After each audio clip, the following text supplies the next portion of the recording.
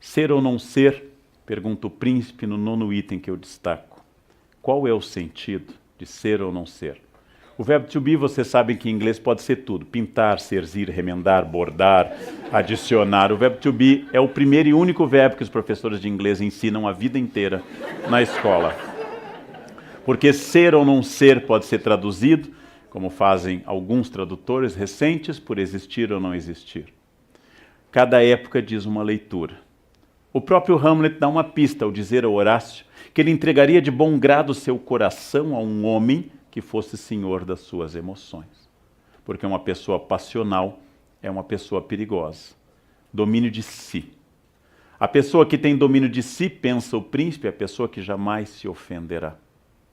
Como eu já disse em sala de aula várias vezes, eu só posso me ofender se eu não me conhecer. Alguém me insulta dizendo algo sobre uma questão pessoal. Só há duas hipóteses. A pessoa está dizendo a verdade, ou ela está mentindo. Dizem que minha mãe é de moral duvidosa, insulto básico.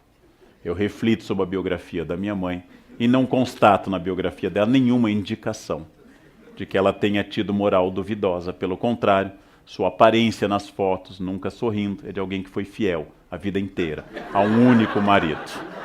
Jamais aquele sorriso largo de uma pessoa que viveu abertamente no mundo. Ora, com isso o que eu estou constatando?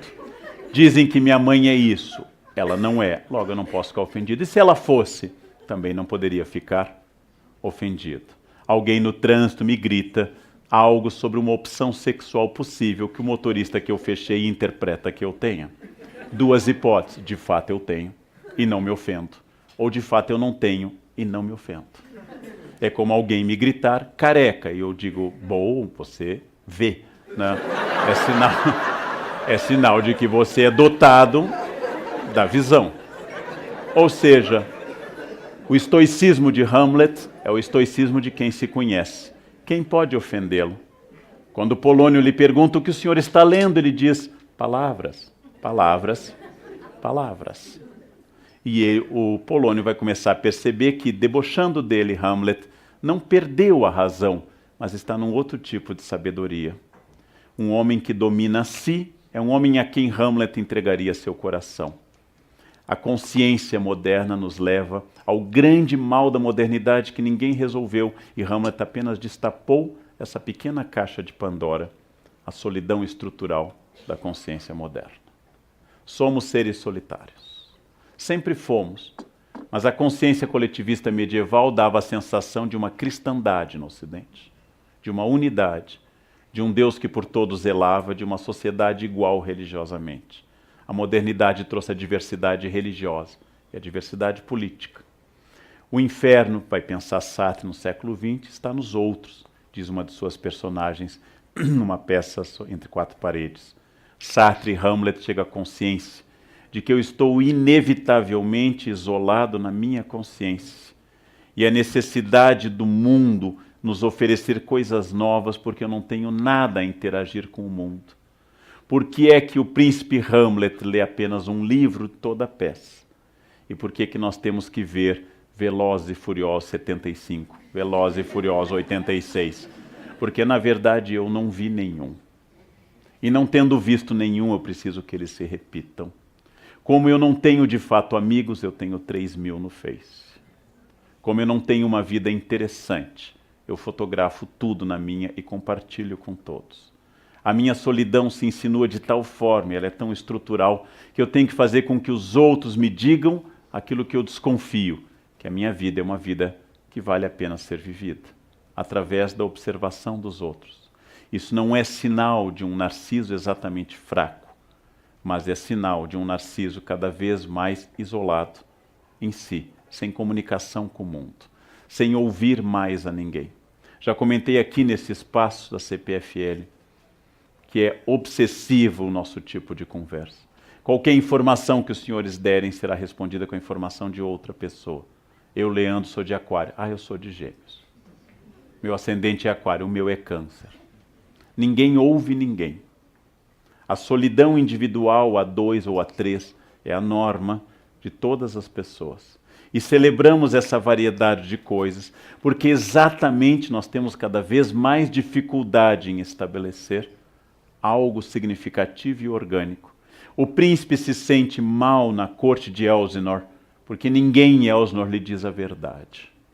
Todos em Elsinor dizem a personagem, Polônio, seu tio Cláudio, sua mãe, sua ex-namorada, seus falsos amigos Rosencrantz e Guildenstern. Todos dizem o que deve ser dito. Todos dizem o que é usual e ninguém está presente naquilo que fala. O príncipe é extraordinariamente consciente. E sendo consciente, o príncipe vai pensar seguidamente, mas o que eu faço de fato com a minha vida? E como viver uma vida que seja orgânica, se todos os valores estão esgarçados? Depois de falar por milhares e milhares de palavras, quando ele morre longamente numa cena trágica, morrem 8 pessoas na peça Hamlet, e o Hamlet é o último a falecer nos braços do amigo, Hamlet diz a sua última frase, o resto é silêncio. Porque depois dele ter dito tudo que é possível dizer, Hamlet não precisa dizer mais nada, porque agora o resto é silêncio.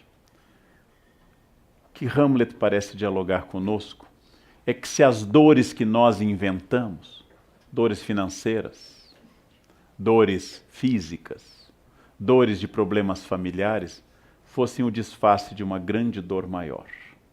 A dor que nós não conseguimos nominar. Por isso estabelecemos dores laterais. Por isso estabelecemos que eu esteja bem ou não naquele dia. Hamlet diz exatamente que esta dor nasce do fato de que todos naquela peça, em quase 4.500 versos, estão dizendo a ele o que ele deve ou não deve ouvir, e não exatamente o que as coisas são. Hamlet objetivamente está olhando para o mundo e dizendo: quando é que haverá alguém que vai me dizer o que as coisas são? Quando alguém parará de dizer o que deve ser? Quando alguém parará de colocar fantasias, de beber muito, ele reclama da bebedeira da corte, de disfarçar sua dor? Quando alguém começará a estar presente naquilo que fala? Quando as pessoas começarão a ser e deixarão de não ser? Esta é uma pergunta muito dura de ser respondida. E como ela é muito dura, a maior parte de nós prefere não respondê-la. Como nós falamos muito, é provável que nós falemos muito, e todo instante, ao celular, no WhatsApp, porque nós não temos mais nada a dizer. E não tendo nada a dizer, eu preencho esse vazio insuportável com falas constantes. Hamlet nos convida a olhar, essa é uma cena que não está prevista na peça, mas assim foi interpretada desde o século XVII, a olhar para uma caveira. Quando ele faz o seu monólogo olhando para uma caveira. E perguntar decididamente, diante da morte inevitável, quem é que eu sou de verdade, quando os outros que eu acho, que me julgam pelo que eu devo ser, tiverem desaparecido. Por que é que eu não vivo desse jeito? Meu pai e minha mãe, Sartre chamaria má fé, Hamlet chamaria apenas Polônio, ou seja, a encenação, a etiqueta. Não, eu não posso fazer isso, o que minha família diria? Muito ou nada, mas igualmente irrelevante. Se a família apoiar ou criticar, você continuará sozinho. Mas como eu prefiro, ao invés de enfrentar a solidão da minha decisão, eu prefiro dizer que é uma opção por causa da minha família, dos meus filhos, dos meus vizinhos ou da minha fé, eu prefiro sentir-me vigiado do que me sentir sozinho. Eu prefiro me sentir protegido pela crítica do que largado pela indiferença. E esta é a pergunta central do Hamlet. O que eu responderia se nada fosse relevante a não ser a minha decisão e nada garantisse que essa decisão fosse correta? Quem eu seria se eu estivesse absolutamente só no mundo? Resposta do príncipe: você está só no mundo.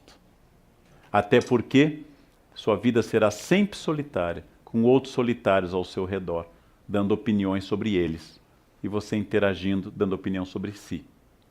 E dizendo que você não toma essa decisão porque o outro é